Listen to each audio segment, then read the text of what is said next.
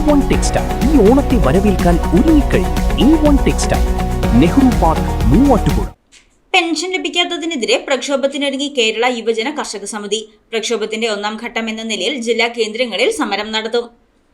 1,00,000 യുവജനങ്ങൾക്ക് കാർഷിക മേഖലയിൽ പ്രത്യേക തൊഴിൽദാന പദ്ധതിയിൽ രജിസ്റ്റർ ചെയ്തവർക്ക് കഴിഞ്ഞ 10 വർഷമായി പെൻഷൻ ലഭിക്കാത്തതിനെതിരെ ഗുണഭോക്താക്കൾ പ്രക്ഷോഭം ആരംഭിക്കുമെന്ന് കേരള യുവജന കർഷക സമിതി ഭാരവാഹികൾ. വിവിധ ആവശ്യങ്ങൾ ഉന്നയിച്ച് കർഷക സമിതി ഭാരവാഹികൾ മുഖ്യമന്ത്രി, കൃഷിവകുപ്പ് മന്ത്രി എന്നിവർക്ക് നിവേദനം നൽകിയിട്ടും യാതൊരു നടപടിയും സ്വീകരിക്കാത്തതിനെ തുടർന്നാണ് പ്രക്ഷോഭത്തിന്റെ ഒന്നാം ഘട്ടമെന്ന നിലയിൽ ജില്ലാ കേന്ദ്രങ്ങളിൽ സമരത്തിനൊരുങ്ങുന്നതെന്ന് കേരള യുവജന കർഷക സമിതി സംസ്ഥാന president KJ Joshi, general secretary PM Thankappan, vice president Johnny Kudiyarath എന്നിവർ വാർത്താസമ്മേളനത്തിൽ അറിയിച്ചു. കൃഷിയിടങ്ങളിൽ കൂടി ജീവിതം നയിക്കുന്നതിനും ഉൽപ്പന്നങ്ങളും സുലഭമായിട്ട് ലഭിക്കുന്നതിനും ഉതകുന്ന രീതിയിലായിരുന്നു ആ പദ്ധതി ആവിഷ്കരിച്ചത്. സർവോപരി തൊഴിലില്ലായ്മ പരിഹരിക്കുന്നതിനും കൂടി മാത്രമായിരുന്നു. എന്നാൽ ആ പദ്ധതിയുടെ ഭാഗമായിട്ട് 1,04,212 പേര് കേരളത്തിൽ ജന്മം കൊടുത്തു. ഒരു കൃഷിഭവനിൽ നിന്ന് 120 പേരെ വെച്ച് കളക്ട് ചെയ്ത് അവരിൽ നിന്ന് 1,100 രൂപയും സർക്കാരിൻ്റെ 1,100 രൂപയും അങ്ങനെ 2,200 രൂപ കളക്ട് ചെയ്ത 1,04,212 പേരിൽ നിന്ന് 1,14,00,000 രൂപ അന്ന് സമാഹരിച്ചു. നബാർഡ് ഏജൻസി ആയിട്ടുള്ള പദ്ധതിയാണ് ഈ വലിയൊരു പദ്ധതി തന്നെ. നബാർഡിൻ്റെ കെയർ ഓഫിലാണ് നമ്മൾ ഈ പൈസയൊക്കെ അടയ്ക്കാനുള്ള സാഹചര്യം ഉണ്ടാക്കിയെടുത്തത്.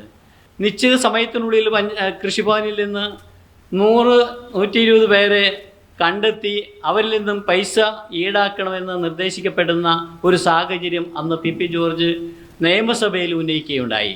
അതിൻ്റെ വെളിച്ചത്തിൽ എല്ലാവരെയും ഇതേ രീതിയിൽ കളക്ട് ചെയ്തു.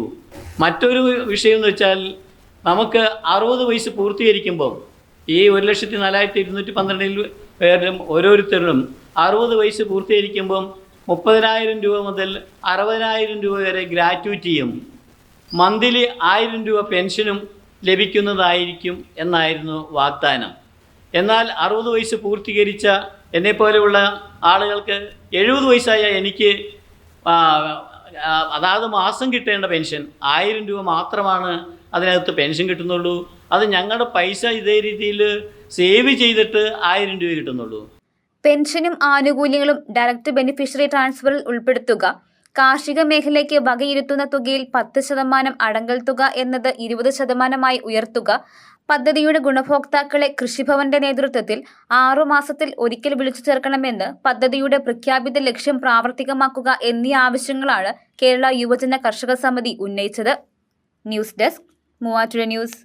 സ്വർണം വിൽക്കുവാൻ ഏറ്റവും നല്ലത് നമ്മുടെ അച്ചയൻസ് തന്നെ. കേരളത്തിലെ നമ്പർ 1 ഗോൾഡ് ബയേഴ്സ് അല്ലേ അച്ചയൻസ് ഗോൾഡ്. എപ്പോഴും അച്ചയൻസ് ഗോൾഡിൽ 1-ാം വിലയിൽ സ്വർണം വിൽക്കാം. അത് നേരാ. അച്ചയൻസ് ഗോൾഡ് ആകുമ്പോൾ വിശ്വസ്തതയുടെയും കൃത്യതയുടെയും കാര്യത്തിൽ വിശ്വസിക്കാം. വിൽക്കുന്ന സ്വർണത്തിന് കൂടിയ വില കിട്ടും. എല്ലാ ഇടപാടുകൾക്കും സമ്മാനങ്ങളും ഉണ്ട്. അച്ചയൻസ് ഗോൾഡ്, 20 വർഷത്തെ പാരമ്പര്യം, 26 ഷോറൂമുകൾ. കോൾ 8590046916.